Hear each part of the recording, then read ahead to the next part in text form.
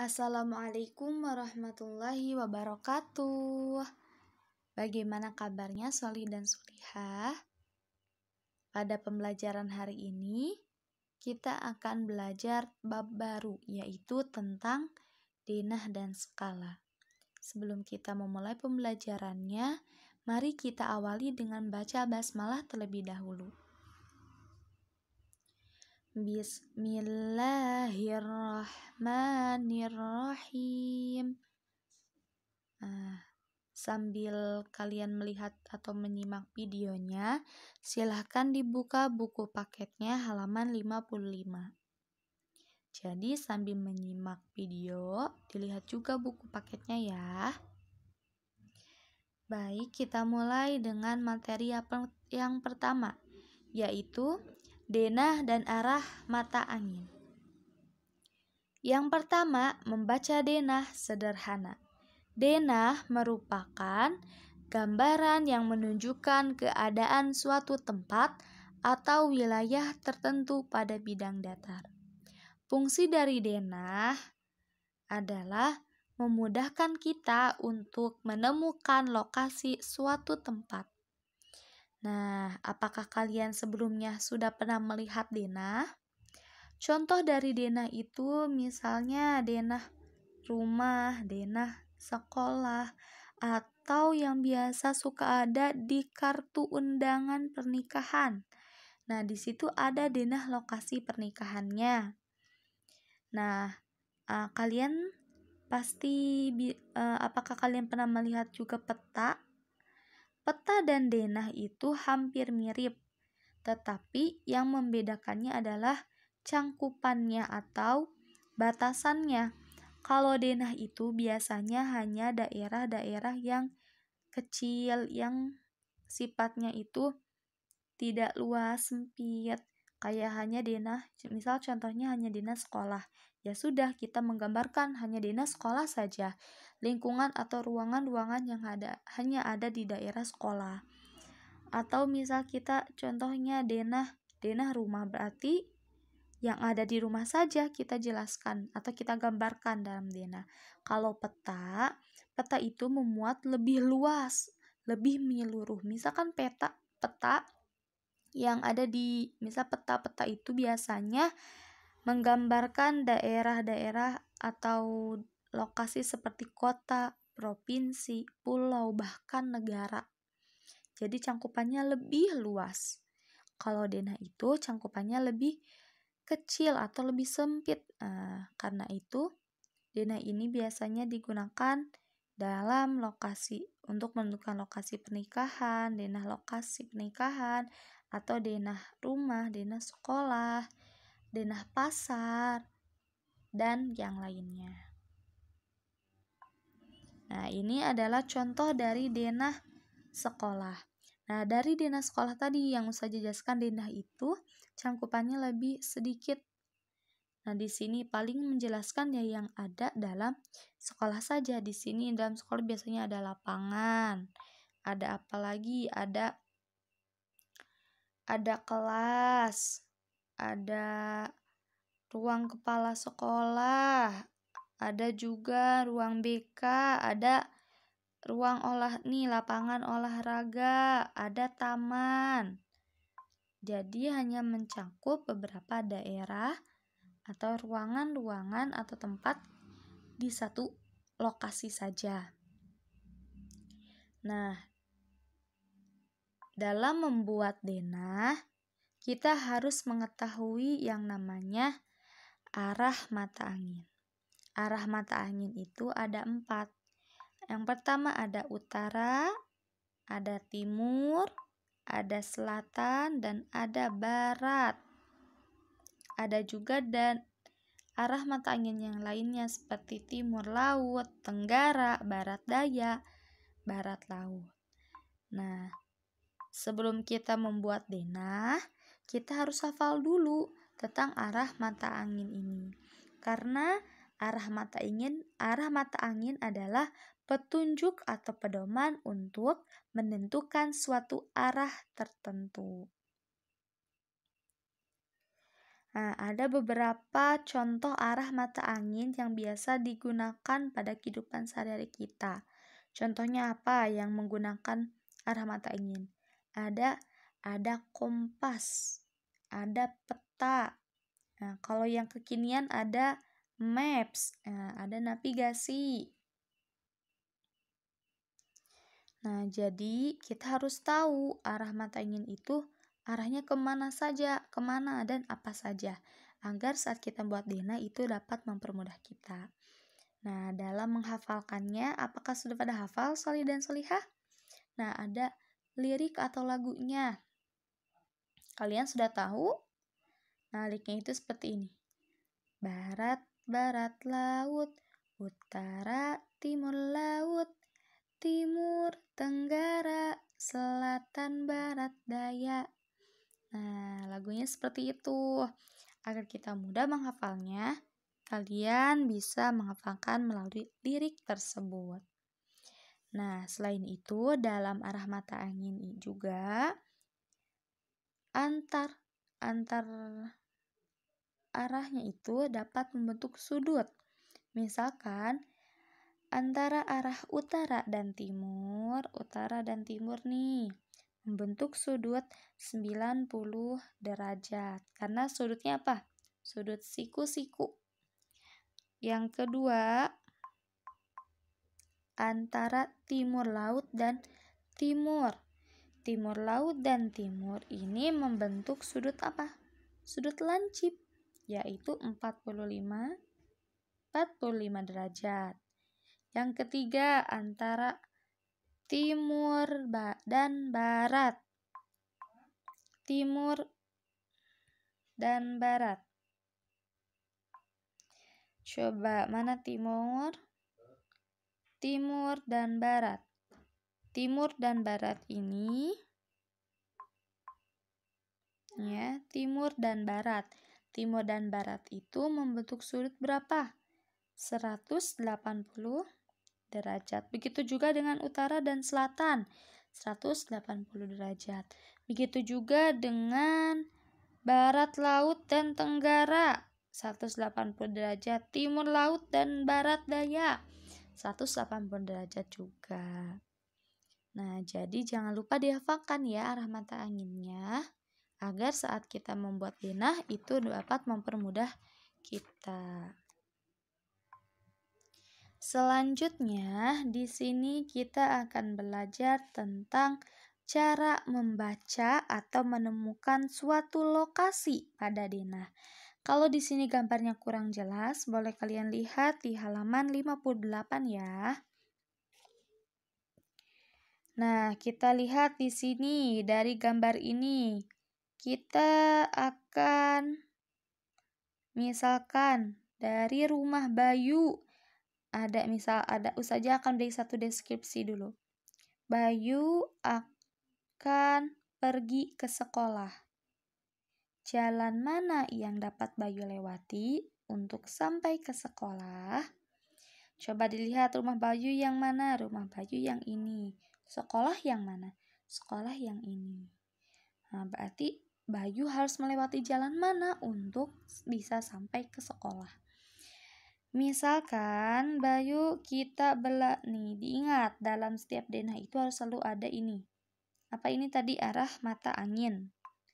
Berarti sekolah itu berada di sebelah mana? Ada sebelah timur. Berarti Bayu berjalan ke sebelah timur. Lalu di sini Bayu bertemu dengan pertigaan. Bayu harus belok kemana? Ke arah utara atau ke arah selatan agar lebih mudah sampai ke sekolah. Nah, di sini karena di sini coba kita pilih dulu ke arah utara. Setelah utara belok ke arah kanan. Jadi dari jalan Camar lurus belok ke arah kanan, ke jalan Elang, belok lagi ke arah selatan. Nah, maka Bayu akan sampai di sekolah. Atau ada rute kedua. Rute kedua masih sama, Bayu jalan dulu ke arah timur. Lalu Bayu ketemu dengan pertigaan. Karena pilihan pertama tadi Bayu ke arah utara, berarti sekarang Bayu ke arah selatan. Di arah selatan, Bayu ada di arah selatan ini ada arah yang belok ke kanan, berarti Bayu milih ke kanan, yaitu jalan Raja Wali. Lalu lurus dari jalan Raja Wali ada pertigaan. Bayu belok ke arah utara. Nah, setelah sampai di Jalan Cendrawasih, Bayu sampai di sekolah. Nah, jadi kalau dalam denah ini kita itu tadi Ustazah sudah ya ingatkan, penting sekali untuk mengetahui arah mata angin. Jadi misal kayak contoh tadi Bayu ada di pertigaan. Bayu harus milih kemana? Ke utara atau selatan? Utara itu yang mana? Selatan yang mana? Atau Bayu itu harus belok kemana? Ke kanan atau ke kiri? Nah, itu adalah hal penting yang harus kita ketahui dalam membaca atau menemukan suatu lokasi. Selanjutnya, menggambar denah letak benda. Dalam menggambar denah letak benda, ada beberapa hal yang harus kita pahami. Yang pertama, tentukan salah satu benda sebagai titik acuan. Nah, kalau kita flashback ke contoh yang tadi, berarti titik acuannya mana? Rumah Bayu dan sekolah. Yang kedua, tentukan arah mata angin pada bidang gambar. Nah, yang tadi di setiap denah itu harus ada mata anginnya, arah mata angin. Yang ketiga, gambar letak benda yang dimaksud dari titik acuan. Nah, jadi tadi bukan cuma ada tulisan rumah Bayu atau jalan-jalan aja, tapi ada gambarnya agar lebih mudah. Kita lihat contoh berikut. Buatlah denah sederhana, letak beberapa tempat berikut.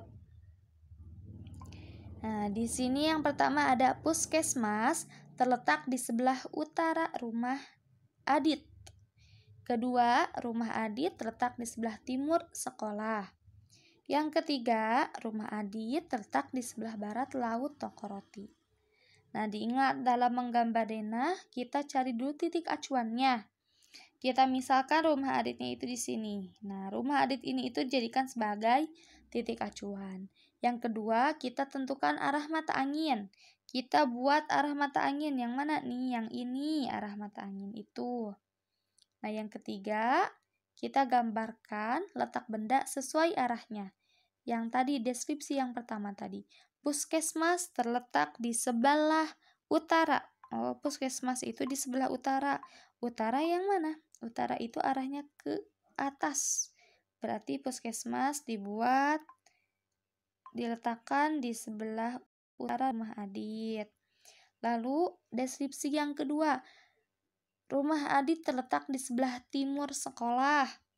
Kalau rumah Adit di sebelah timur, berarti kan rumah Adit ini timur nih. Berarti sekolah di mana? Di sebelah timur ada apa? Sebelah timur ada barat. Berarti sekolah itu ada di arah barat. Terus deskripsi yang ketiga. Rumah Adit terletak di sebelah barat laut toko roti. Barat laut di mana ya? Kita lihat nih.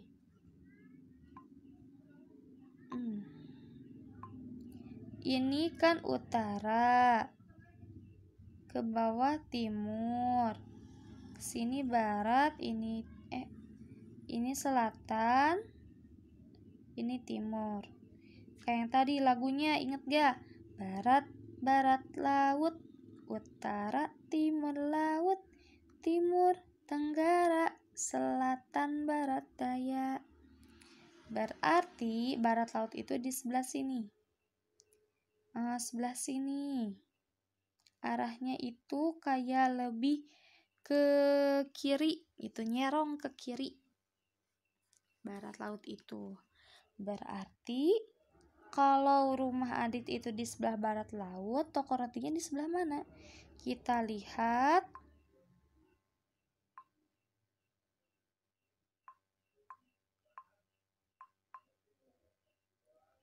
di sebelah barat laut. Berarti kalau ini di barat laut, berarti toko roti ada di sebelah timur laut, yaitu di sebelah sini. Berarti kita bisa buat jalurnya seperti ini. Atau jalurnya gini, jadi ada begini, lalu ada belok ke arah timur. Nah, kurang lebih seperti itu. Jadi kalian harus tahu posisinya itu ada di sebelah mana nih tempat ini. Misal puskesmas ada di sebelah utara. Oh, utara tuh di mana? Oh, di atas. Barat di mana? Oh, barat tuh sebelah kiri. Timur di mana? Sebelah kanan. Selatan sebelah bawah. Nah, itu adalah cara untuk menggambar denah. Ada 3 poin. Tentukan titik acuan, tentukan arah mata angin, dan gambar letak benda yang dimaksud dari titik acuan. Insya Allah Anda sekalian kelas 5 pasti bisa ya. Pasti bisa. Nah, ketiga ada menentukan rute perjalanan. Rute perjalanan ini digunakan untuk menentukan atau digunakan sebagai arah jalan yang dilalui seseorang saat menuju ke tempat tertentu. Misalkan, contohnya rute perjalanan ke kota Bogor. Nah, rute jalannya itu kita melewatin apa saja? Bisa lewat daerah, bisa lewat jalan raya, atau bisa lewat jalan tol. Nanti jalan tol itu ke arah mana?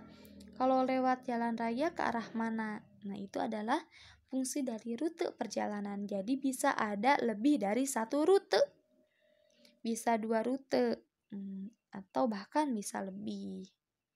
Contohnya, di sini ada gambar lagi. Misalkan, tentukan berapa rute dari gambar berikut yang menunjukkan perjalanan dari rumah Adit ke sekolah. Sekarang kita cari dulu rumah Adit yang mana. Rumah Adit yang mana? Yang ini ya, yang warna hijau. Sekarang sekolah yang mana? Sekolah yang ini. Nah, dilihat nih di pojok bawah ada apa? Ada arah mata angin. Jadi di setiap denah ataupun rute itu selalu ada arah mata angin ya. Sekarang kita cari dulu dari rumah Adit ke sekolah ada berapa jalur. Kita cari rute pertama. Rute pertama dari rumah Adit ke sekolah. Kita bisa pakai jalan kancil dulu nih. Jalan kancil kita jalan ke arah selatan, yaitu Jalan Elang 2. Dari selatan kita ketemu dengan perempatan. Nih, perempatan itu berarti ada 1, 2, 3, ada 4 cabang. Itu namanya perempatan. Lalu dari perempatan itu kita miring ke daerah timur, yaitu Jalan Kancil. Dari situ kita tinggal jalan lurus dan sampai akhirnya di sekolah. Itu adalah rute pertama. Kalau rute kedua Adit menggunakan Jalan Elang 1. Dari Jalan Elang 1 ini Adit bertemu dengan pertigaan. Kalau pertigaan berarti ada 3 cabang, ada 1, 2, dan 3. Nah, dari Jalan Elang 1 ini Adit berjalan ke arah timur. Di sebelah kiri Adit ada pasar. Lalu di sini Adit bertemu lagi dengan perempatan. 1, 2, 3, 4. Nah, dari perempatan itu Adit memilih ke daerah timur atau lurus, jalan lurus. Lalu lurus dan sampai di sekolah. Nah, jadi dari rumah Adit menuju sekolah itu ada 2 rute. Pertama lewat Jalan Kancil 1, lalu belok ke daerah selatan lewat Jalan Elang 2, lalu ketemu dengan perempatan, memilih ke arah timur lalu lurus. Yang warna kuning itu ya adalah rute pertama. Yang warna biru rute kedua. Adit memilih Jalan Elang 1, lalu bertemu dengan pertigaan. Adit berjalan ke arah timur. Setelah itu Adit berjumpa dengan perempatan. Adit milih jalan timur lagi lurus menggunakan Jalan Kancil 2 dan akhirnya sampai di sekolah. Nah, itu adalah cara kita menentukan rute perjalanan. Alhamdulillah, untuk materi hari ini Ustazah cukupkan sampai di sini. Jangan lupa dipahami lagi materinya, dipelajari lagi materinya tentang menentukan rute perjalanan, denah, dan arah mata angin. Baik, kita akhiri dengan membaca hamdalah. Alhamdulillahi Rabbil Alamin. Ustazah akhiri, wassalamualaikum warahmatullahi wabarakatuh. Semangat terus belajarnya anak dan solih dan solihah.